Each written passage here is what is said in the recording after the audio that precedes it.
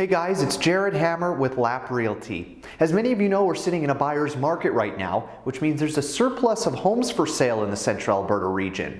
With so many homes for sale and fewer buyers, how can you make your home stand out to those prospective buyers? Well, I asked a few of our realtors around the office if they had any tips.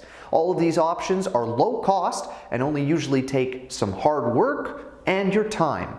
First and foremost is curb appeal. People are going to size up your home within the first, 10, 20 seconds of being there. So you really want to have the landscaping all trimmed back, windows washed. And it doesn't take much in the wintertime. It's just having a nice clean driveway, making sure there's no junk in the yard, that kind of stuff, cleaning up the yard. First impressions are the big thing. So your front door, having it painted, looking good, not chipped or rusted or whatever that might look like. But in the summer, nice clean cut grass and well-maintained yards, certainly curb appeal then when they step out of the vehicle, it just looks a little more attractive. The cheapest and most effective renovation is cleaning and adding a new neutral paint color. People will attribute a clean house with even like a good build or like good maintenance. So the cleaner the better, it should be cleaner than when you purchased it.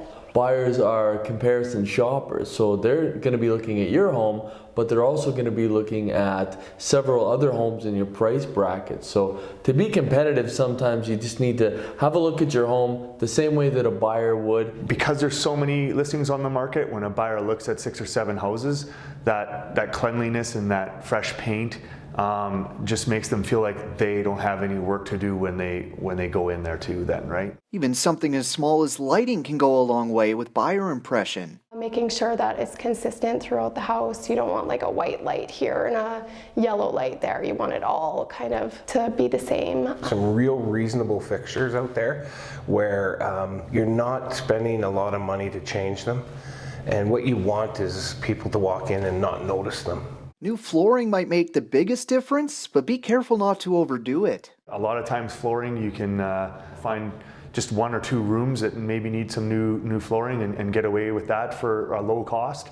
You don't want to put money in that you can't get out necessarily. If you need to change your flooring because it's going to help sell your house and it won't sell with it the way it is, then you have to look at that. If you have money to spend on your renos, focus on the 2 main rooms. People really like kitchens. They also like the bathrooms. So, tidying those up, and there's a really good company out there for refinishing your cabinets. A few chosen pieces, if you've got really nice, cool espresso maker or one of those KitchenAid stand mixers, just like a couple of pieces, but you mainly want the countertops bare. And finally, take a look at what similar priced homes are offering and see if there's anything you can do to offer more to the buyer. There seems to be this big myth out there that, that's a major expense as far as furnaces and hot water tanks. And if yours are starting to age, it can be beneficial to you to go ahead and kind of eat that cost up front, which will save you some dollars on the back end when it comes time to go to the negotiation table.